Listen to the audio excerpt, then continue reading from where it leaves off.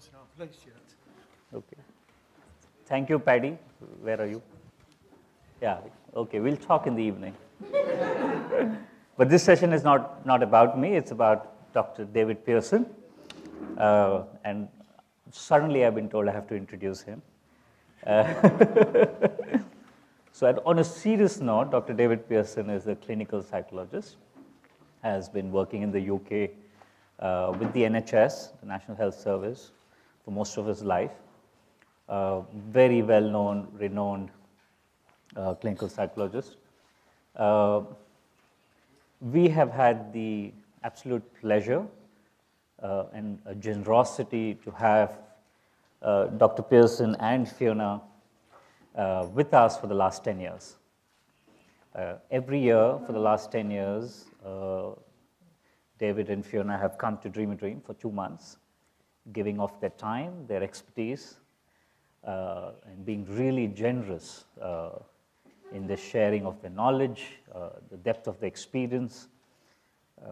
And I can say very proudly that Dream a Dream would not have been the organization that we are without the insights and the depth that Dr. Pearson and Dr. Kennedy brought to us.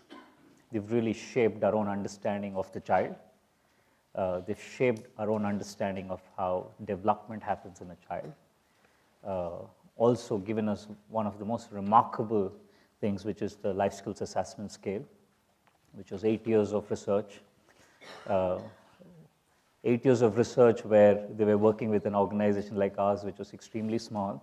We didn't understand the beginning of data collection, and bringing in that sense of rigor, sense of research application, and finally writing a paper which is today peer-reviewed, published, recognized as a standardized scale in the world. It's been used in about 26 countries.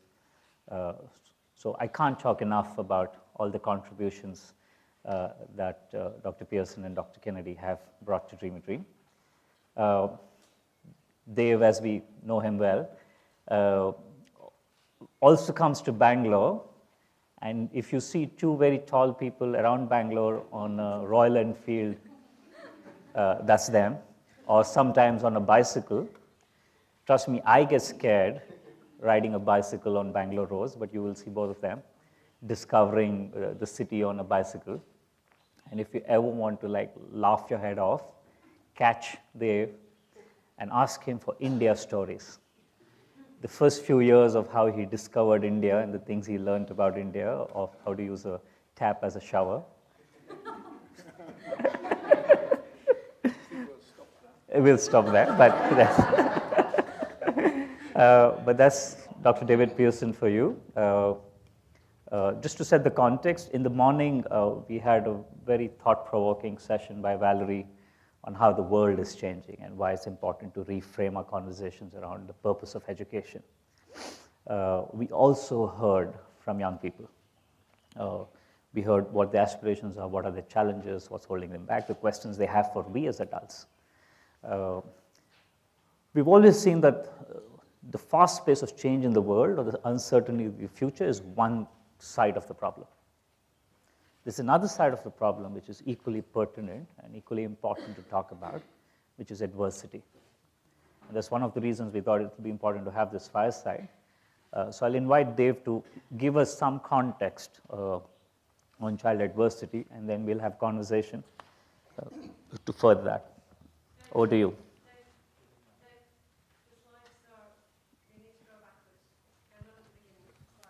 Oh, the slides. Okay, I'll come down.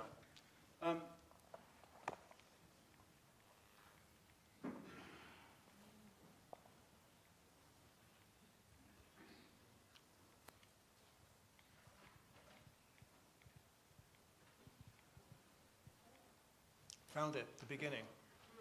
Thank you. Well, thank you so much for that introduction. It was very generous. I think probably it's too generous, but thank you so much. And it's lovely to be with you again. Many faces we recognized and lots of new faces. It's just lovely to be here. Thank you. Vishal said for 5 minutes only, we can look at some science, just a little bit of science, that will relate to what's going on around us. So bear with me for 5 minutes. I hope this will come into the conversation, and then we start the conversation. I wanted to look at this study. Now, some of you work in this sort of area, and you know this study. It's by Peter Kinderman, and it's called Psychological Processes Mediate the Impact of Familial Risk, Social Circumstances, and Life Events on Mental Health. Don't worry about the title. We're going to simplify that down to everyday language in just 2 minutes.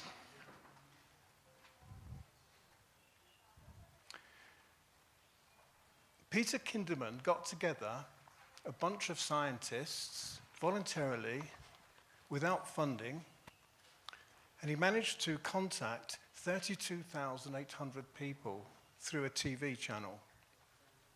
And what happened was, they gave these people a lot of questions, hundreds of questions. So everybody volunteered for this. And the questions were about their past story, where they came from. The second lot of questions were about the person themselves. And the third lot of questions were about where they are now. So it's their past story, who they are, and where they are now. And what they found was this. I'm not going to try and explain this. I don't think I could. But they found lots and lots and lots of things. The statisticians got to work with this and worked out all sorts of things about those people. Now, what they found out was, and this is their finding in a sentence from the study, in this study, life events constituted on the most significant direct causal factor and 2 key processes, self-blame and response style, significantly mediated all causal pathways.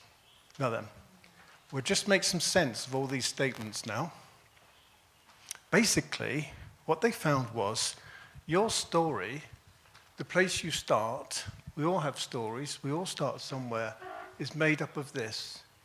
It's made up of your biology, it's made of social factors, and it's made up from circumstance.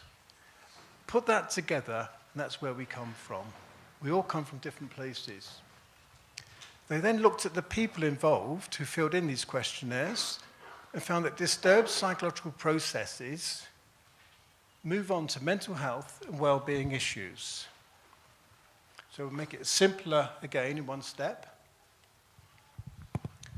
Your past story, you cannot change. None of us can change our past stories.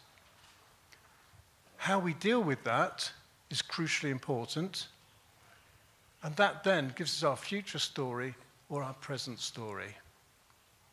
So any 2 of us in this room could start off with exactly the same past story, and we could end up in completely different places. What this study did with 38,000 people was worked out what it was that made the difference. And for us, that's crucial, isn't it? Because we're looking at children with past stories, and we want them to have very positive future stories. This middle box is very important. So what is it that's in this box? The most important thing that's in this box is self-blame. Self-blame with a bad past story is massively damaging. Self-loathing, how you see yourself.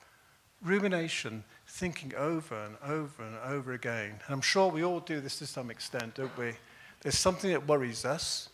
3 o'clock in the morning, we're thinking, oh gosh, what if, what if, what if? Next morning, what if, what if? Over and over and over again. We do the same about the past. What if I had done something different? What if I was somewhere different? What if I had a different family? Rumination. Poor self-esteem. The way we view ourselves. These were the main issues that caused the difference.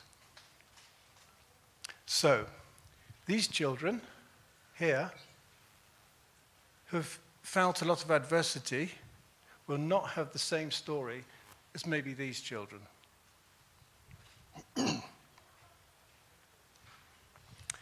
In reality, what this means is this group of children who may be at a shelter school will never have the same story as these children at the international school who may have bankers for parents or lawyers or whatever.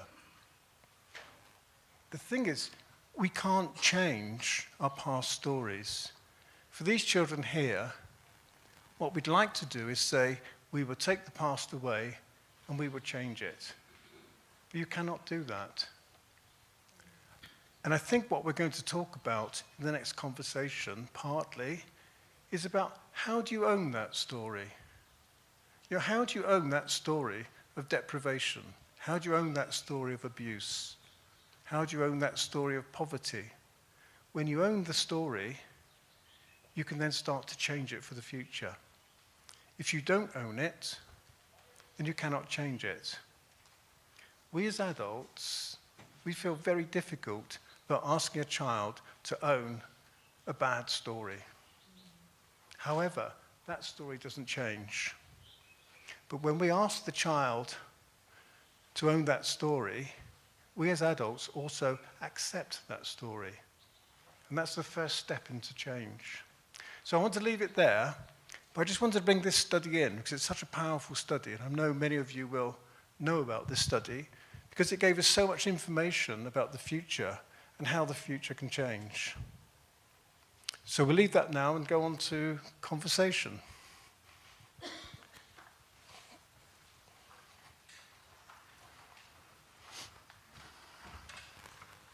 Thank you, Dave, for that context.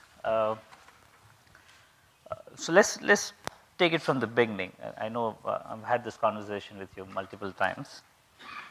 When you first came to India, I remember you telling me that when you walked into some of our programs or the kind of work we were doing with children, you saw adversity at play. And in 30, 35 years of your career back in the UK, you hadn't seen that level. So could you tell us a little bit about that and what surprised you and shocked you? In the UK, I work as a clinical psychologist in an NHS system. So I'm a consultant with a team of people that work throughout a district. Probably over, 25 years or so, I've seen 3, 4, maybe 5 children that are failing to thrive. That is, they're stunted in growth. And I think probably about half of those children, 2 or 3, actually came from a different country, normally from Russia or somewhere like that. Now, when you work as a clinician, when you work in a hospital ward or through a department where children are coming through all the time, there are certain things that would cause an alarm bell to ring in your head. You see a child, you're used to seeing children, you've maybe seen thousands of children over your career. Sometimes something goes ding-a-ling-a-ling in your head and it panics you. You see a child and you think there's something wrong. You know there's something seriously wrong. One of those critical thoughts in a clinical career would be failing to thrive. If you see a child that's stunted, you know there's major, major problems. Those problems could be environmental, they could be abuse, they could be a nutritional problem, there can be signs of very serious illness. But you see it so, so rarely, and it's so serious, it would cause an alarm in your head if you saw it. What surprised me when it came to India was we went to a fairly poor area, walked down the street, and I thought, gosh, there's a child that's failing to thrive. That's a child that's stunted. Then you walk a bit further and say, gosh, there's another one, there's another one, there's another one. Then when you look at the statistics, the government statistics of 5 years ago said that about half of children in India are stunted. That means that half the children are very damaged developmentally. And that's something we find difficult to say, because it's something difficult we want to say to children. However, they need to own their story, and this is where we have to think about how to do this. We know that children who are not growing are not developing. Those two are completely linked. You cannot disengage that. So children who are not growing are not developing. If they don't develop, they have a basket of problems. Now, we can call them life skill problems. We call them social-emotional problems. In different parts of the world, we call them mental health problems. Doesn't matter what we call them, they're the same thing. And they're intricately linked with not growing. So as a rule of thumb, if a child stops growing, that child stops developing. And that really is quite a serious problem. The reason it's so serious for us in this room is that the children we work with are that group. Because I'm not sure, but I don't think there's anybody here who works with an NGO that runs programs for bankers' children.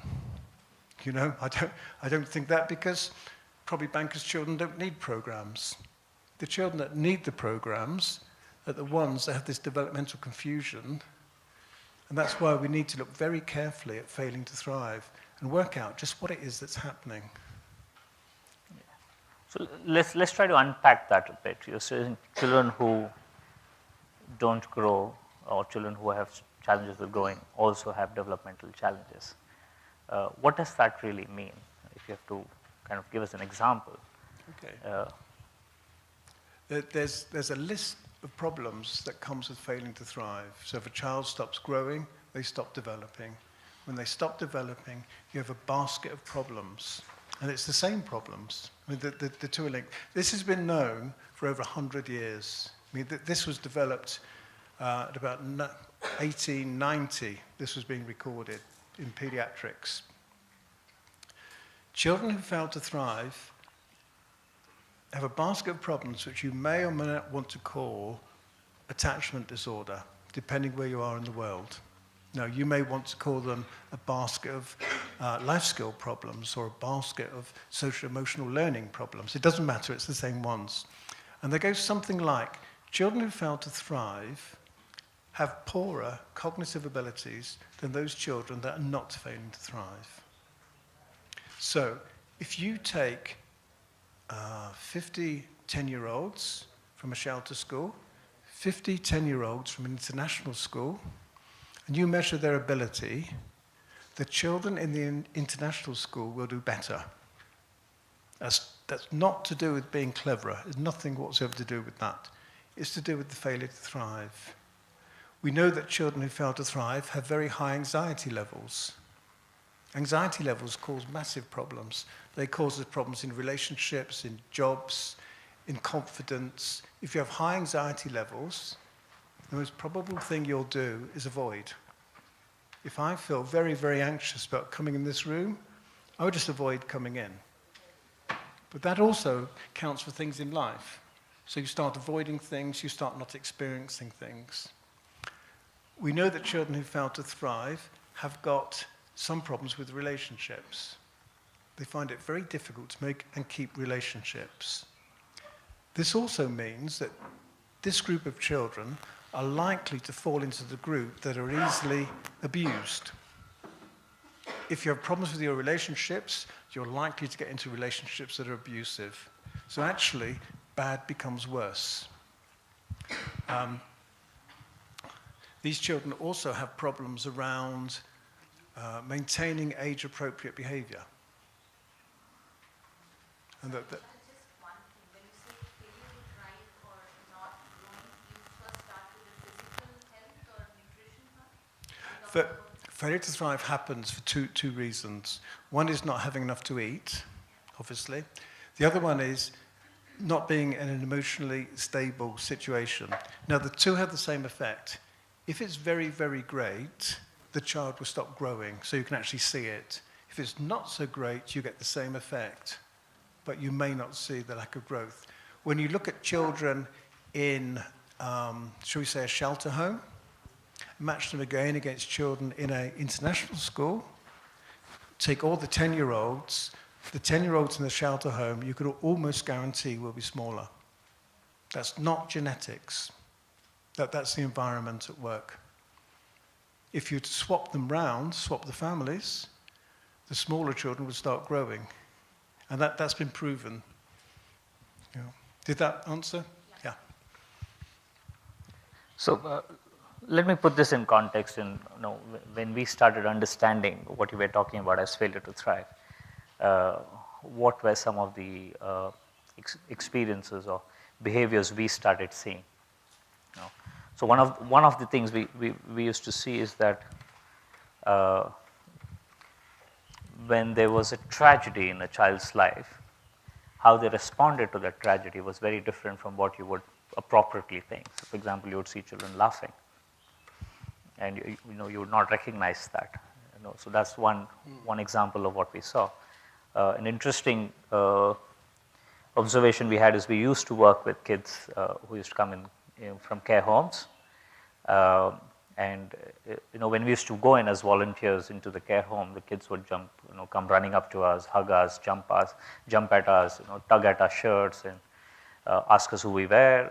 So there was a lot of love that they showered on us, and we thought that was amazing. These kids are so giving and caring and loving.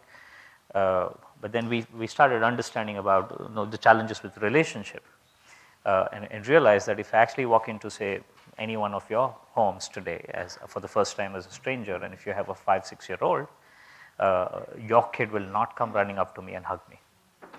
Your kid will hide behind you, peek out, and really try to see who am I, look at the parent and say, can I trust this new person who's come into the house? And only when they get a little bit of push from the parent, they might quickly come say hello and run away.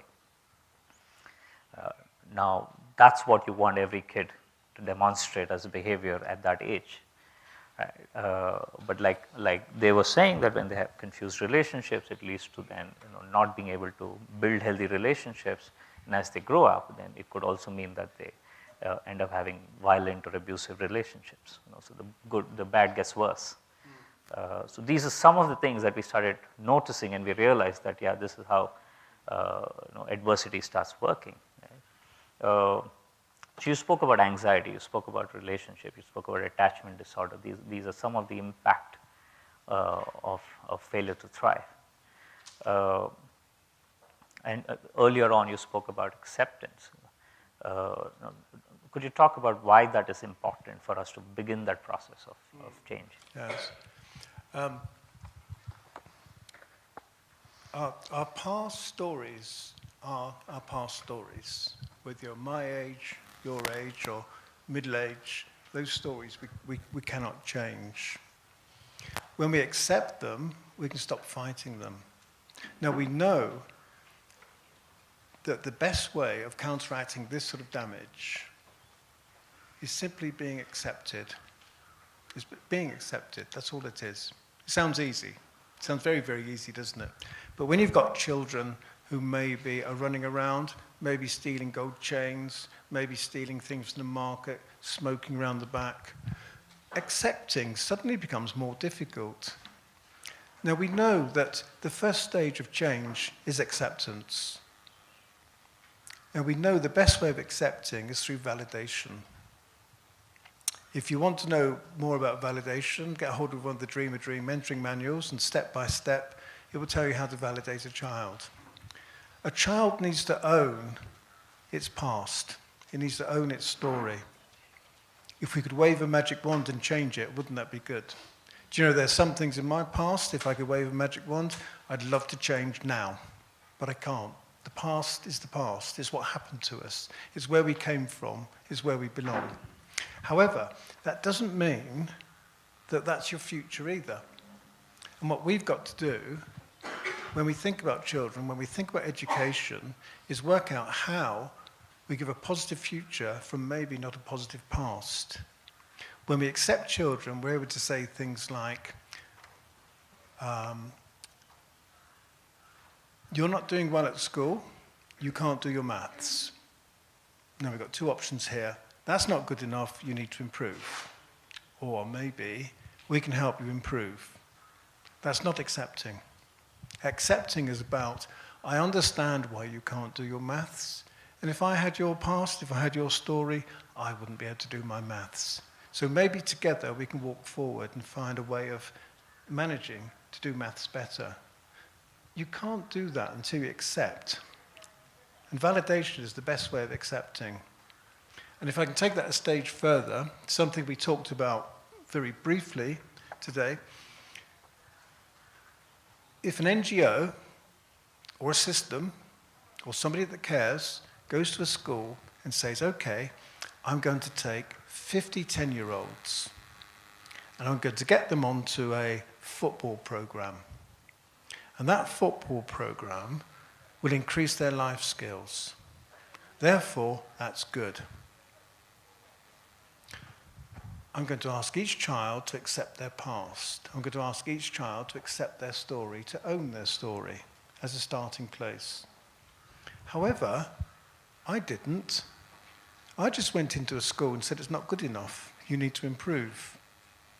And this is where we need to start thinking very creatively about how we offer these things.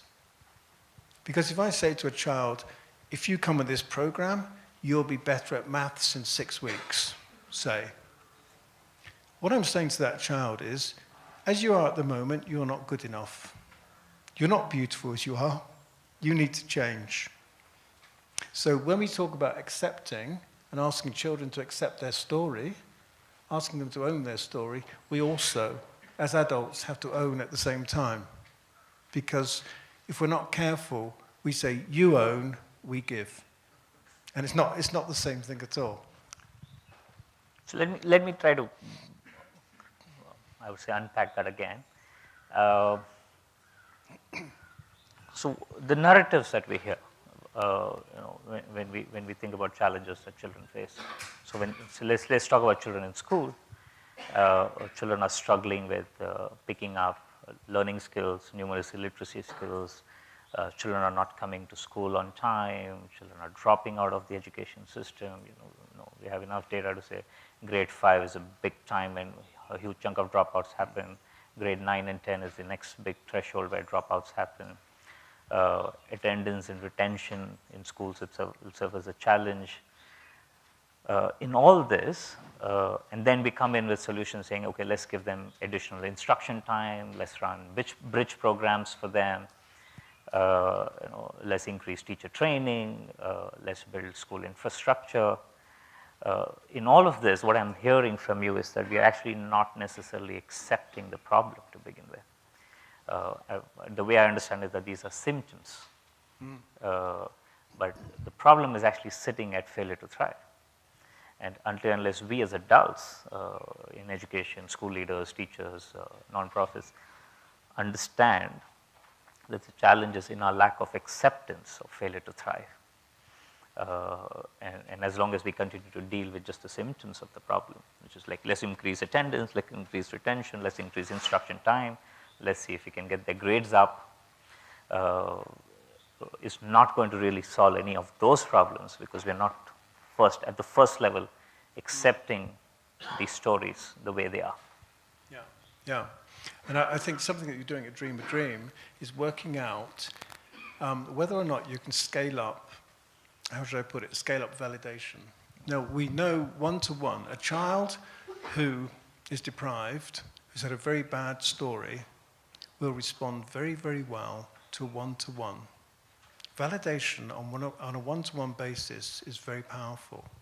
However, if you want to provide that for 100 million children, you've got to have 100 million adults to do it.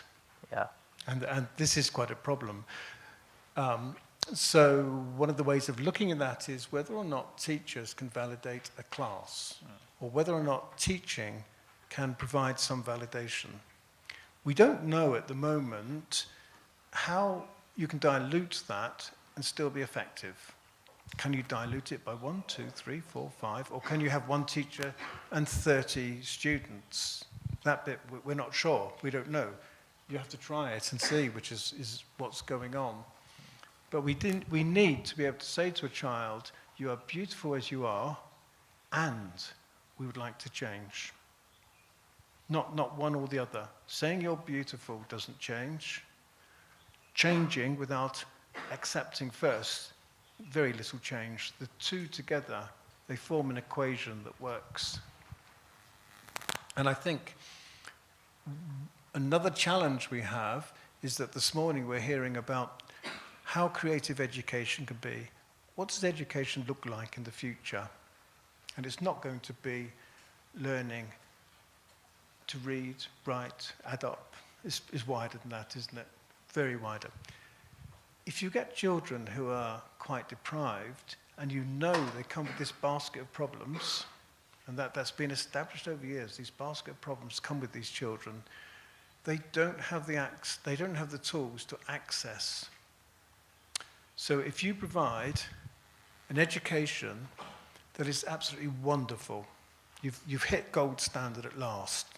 We know exactly what's needed for a young person to come in one end and come out the other end as a whole person. Children who are very deprived may not have the tools to access that. So actually what happens is the gap gets bigger. And that's where systems like your systems come in. When we talk about life skills, we talk about social-emotional learning, we start giving tools to children so they can access what you can offer. And at the moment, we know these children are slipping behind in their access. So what you're saying is that in this fast-changing, complex future, it's not just about redefining or reframing education, but really redefining and reframing education from a space of giving them the tools and access. And could you talk about what are those tools? What are the life skills, social emotional learning skills that these children would need to, say, leapfrog? Yes, well, we know, as I've said a number of times now, in failure to thrive, you come with a basket of problems. So what we need to do is sit down, work out which programs, which types of input, which people can make those problems minimize. They may not go away. We need to work out how to minimize them. So what we need to do is sit down and work out what life skills do you need to access this. You need the ability to concentrate. You need the ability to follow instructions. You need the ability to form a relationship. You know, if you go into a class and you have a teacher, you have to form a relationship with that teacher. It's a different relationship to what you form with your friends. It's a different relationship to what you form with somebody down at the market. So you have to have that ability, and I think we need to start designing programs that clearly input on those skills. And I think when we came up with the LSAS, the Life Skills Assessment Scale, we worked out what skills does a child need. We're not talking about every skill in the world. What skills does a child need, and can we measure them? And we found that some programs impact on different skills, and some programs don't. Some programs are actually pretty useless, and they've gone now. So we need to be able to measure what's going on as well. Yeah. Go on. Yeah, go on. Yeah. Yes. I thought you had more to say. Well, actually, I think we could keep this conversation going probably all day. Yes, I know. Which is the problem, yes. So, I think what we'll do is we'll open it up. Yes. And we'll take some questions. I think there's a question right up behind there.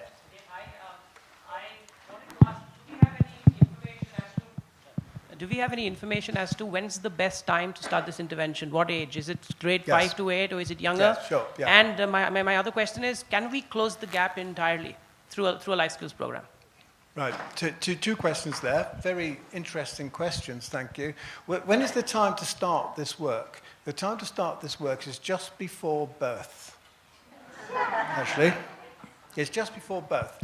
And many governments are looking very carefully at pregnant mums, because we know that stress during pregnancy is one of the problems that causes adversity.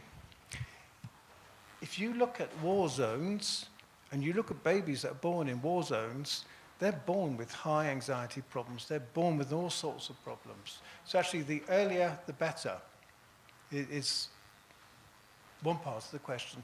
The other part of the question is, can you close this gap? The first answer to that is yes. It's been scientifically proven you can close the gap. But, there's always a but. When there's good news, there's always a but, isn't there, attached to it? The but that's attached to this is the intensity you need to close the gap can be very great. The number of years that a child has been deprived will give a rough indication of the time you need to work with that child. So, this feeds into child development. Now, when a child develops, you get one skill, and you put another one on top, you put another one on top, and you put another one on top.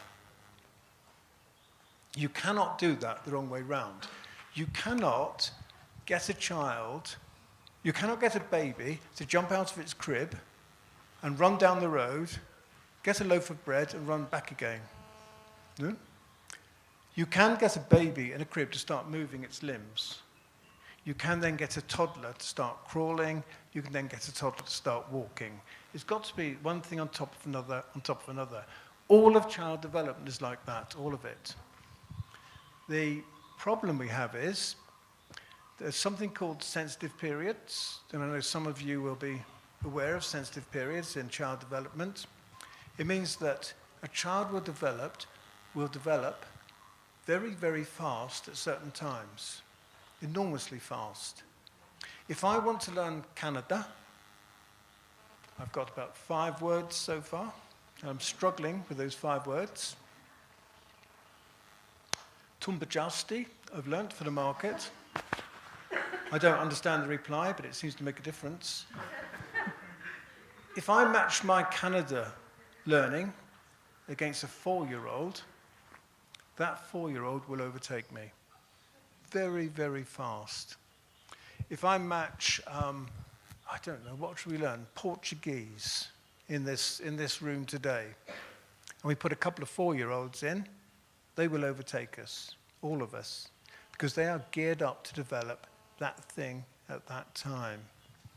So if a child has a long, long, long period of disadvantage, and then we say, okay, we're going to give you all these skills that you need now, that child will not be geared up neurologically, psychologically, socially to do it as fast as it would when it should have done it.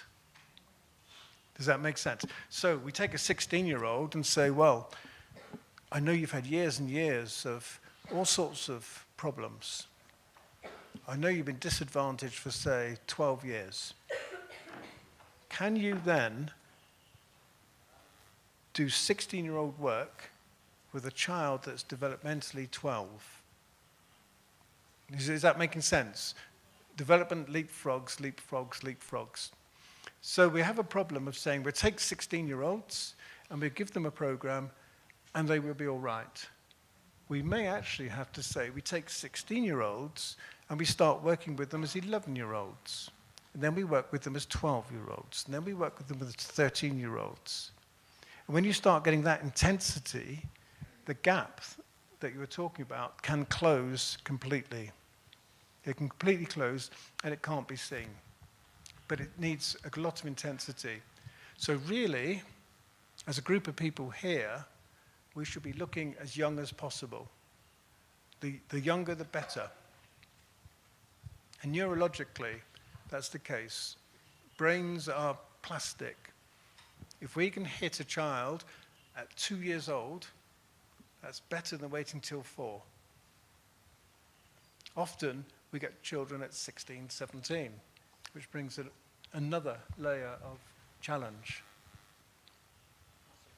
Some more questions. There's one there. Maybe we'll take a couple of questions.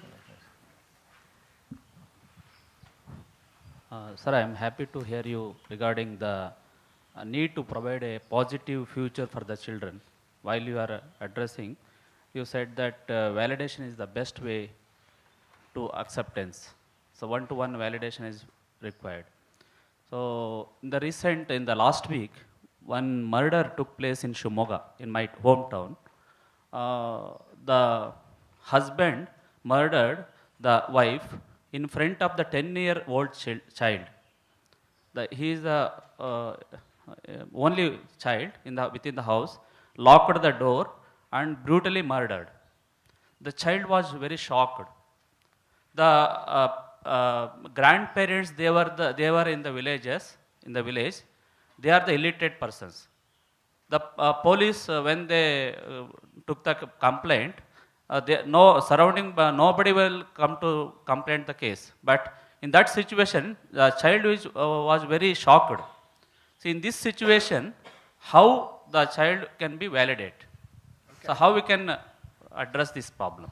Okay, so we'll hold that. That's about a murder in a family and the child. Okay? Yes. Do you get another question? Yeah. Christian and then Caroline.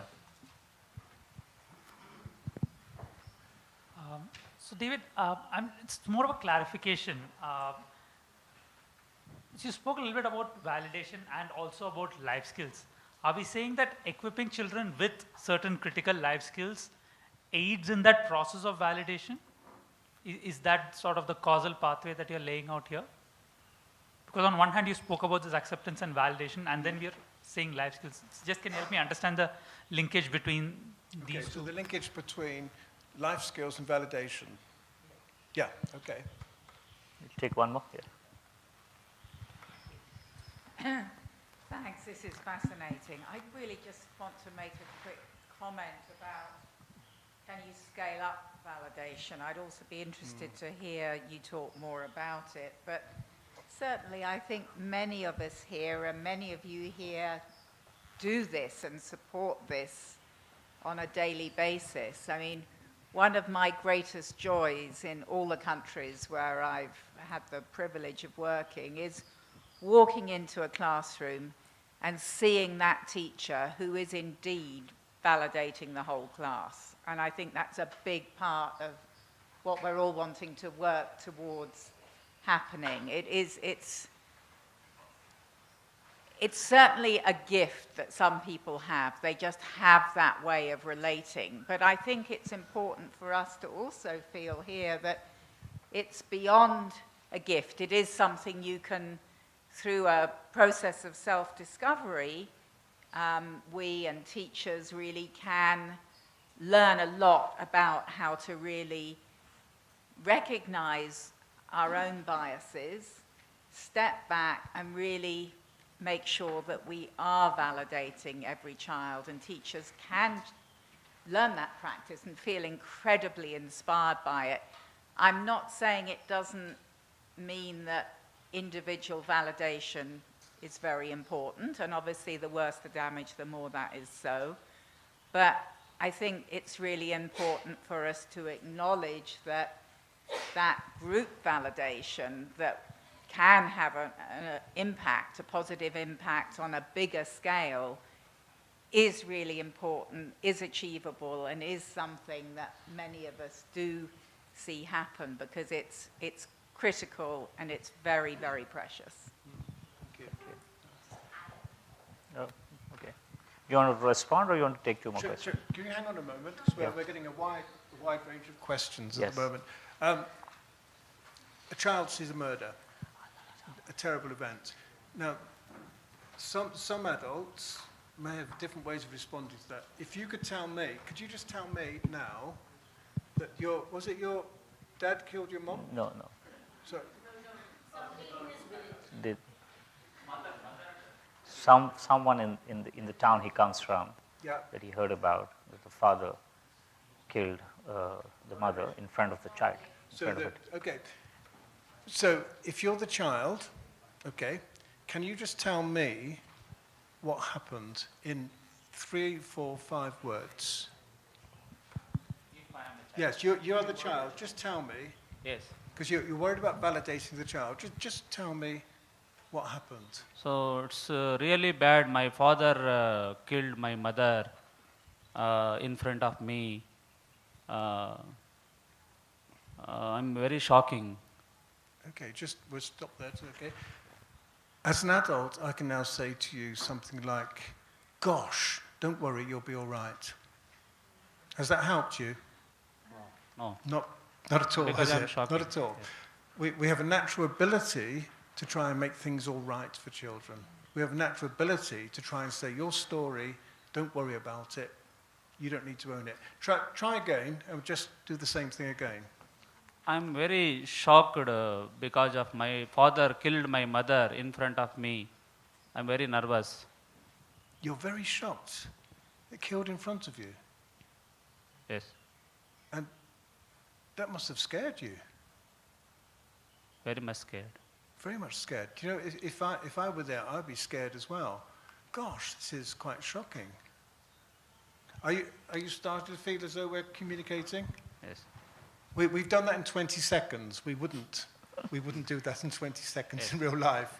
But the way in which you respond, that's validation. I'm starting to, A, listen to you, tell you what I've heard, and then help you to understand your anxiety and your fear around that. And that's validation. What we can't do is say to a child, don't worry, it'll be all right. Because you know, it won't be all right. There's no way that will be okay next week or the week after. So we have to own that story, accept that story, and then start working with it. And validation is the way to do it. So if we had 15 minutes, we would have extended that validation much further. You had another question on life skills and validation, the clarification. So life skills and validation. Validation will help children to gain life skills. That really is the relationship. If I allow you as a child to explore and I understand what you're saying to me, and I don't try and change you, I don't try and make you better, that's when life skills start developing. So that really is the relationship. Does that, okay. Just a couple of questions on validation. So one, does it matter who provides the validation in terms of whether it's a teacher or a parent or say, you know, a friend who provides the validation? Yeah. Is it equal? Two, does it, even one instance, like if you spoke to this child for 15 minutes, is it life-changing enough, or does the number of validations matter, or can it even happen over just 15 minutes? I think, first of all, it doesn't matter who validates. Ideally, you would like one-to-one. That it's powerful. As Caroline was saying, how many children could be validated and still get an effect? We probably don't know the answer to that, but it's probably not to go in the opposite direction to what we expect. So we know that teachers, when they validate, change their relationship with children, and children start to learn to validate themselves. So we know that can happen. One validation, I don't think will change a life. If, when we talked about the murder, we may have validated for maybe 15 minutes, it's still a dreadful murder. It's still going to have a great effect. But it's opened a story which you can have. It's opened a dialogue with each other which you can work with. And what you haven't said is what effectively is a lie. Don't worry, it'll be all right. Whilst thinking, oh my God, that's awful. That we cannot do with children. That doesn't work. There's a question there. Yeah, my question is more in the context of where I work and in the context of validation. So kids come to us when they are 3, and from kindergarten to grade 2, we are now looking at up to grade 4. For them, we use something called a recognition and response framework, which is in the 7 domains of physical, social, cognitive, basic, numeracy, literacy, those. And then we identify where each child is. So teachers, it's an ongoing thing which keeps happening through the year. And the teachers then know how to cater to each child in each of these domains. And since the children are so small, we work very closely with the parents. So we are working with the parents every week. So we get parents in groups of 5 or 10, and then the teacher sitting with the parent and telling, look, this is where you can support us in helping the child. But the child doesn't figure in this space.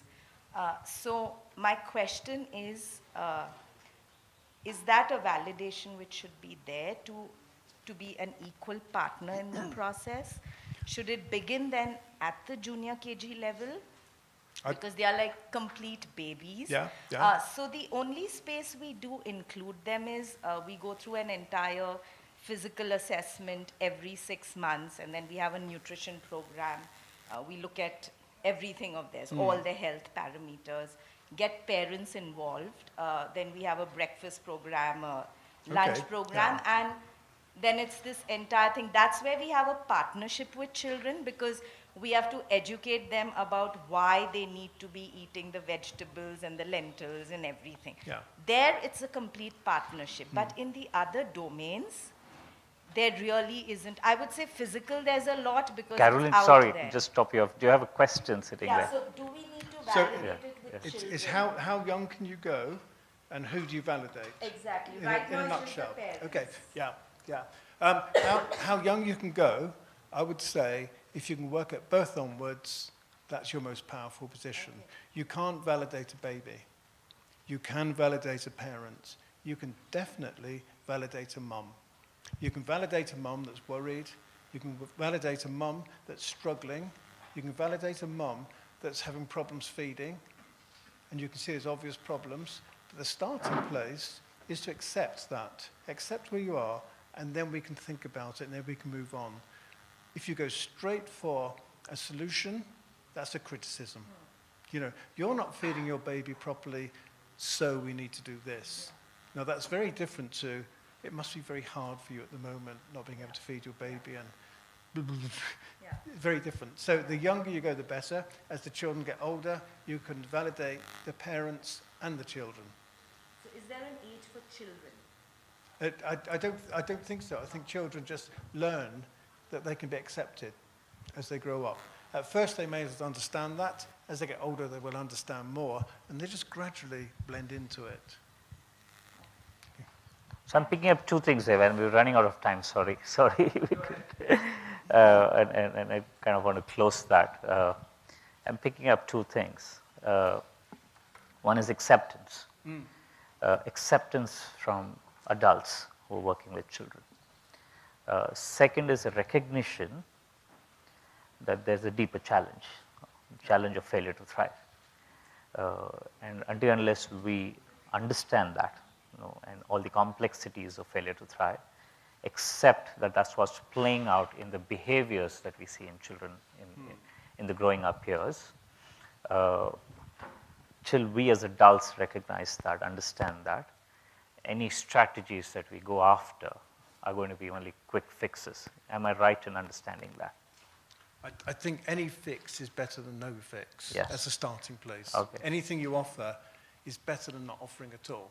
Yeah. The younger you can offer, the better. The longer you can offer, the better. I mean, we can't get around that. The more damaged development is, the more time it takes to recover from that. And that is a great challenge, because we can't pick up children at birth and say, we will now be with you until you're 16, 18, 19, 20. I mean, that would be a very difficult thing to do. However, we can do things, and we can strive towards getting more power into that. And we also need to help the child, not just the adult, help the child accept their story. Because when I'm a child, and I have, let me think, I'm a child in school, and I have memory problems. I know the adversity that I've suffered has given me memory problems. That means I'm having trouble following instructions in school. That means I'm failing in school. That means I'm being seen as a disruptive student. That means my teachers may not believe in me. That's the way in which this story unfolds. A different way in which that story can unfold is for somebody, an adult, to be alongside that child and say, actually, I understand what's going on. I understand why it's difficult for you to do that in school. But what are your strengths? What are you good at? Where do you want to go? How can we move this on? It's a very different story, because that adult now is understanding why you can't follow instructions and not saying, you need to concentrate more, You need to listen more. You need to make sure you do as you're told in school. Because somebody come and say, I understand why that's so difficult. And that's about owning the child's story. Yeah.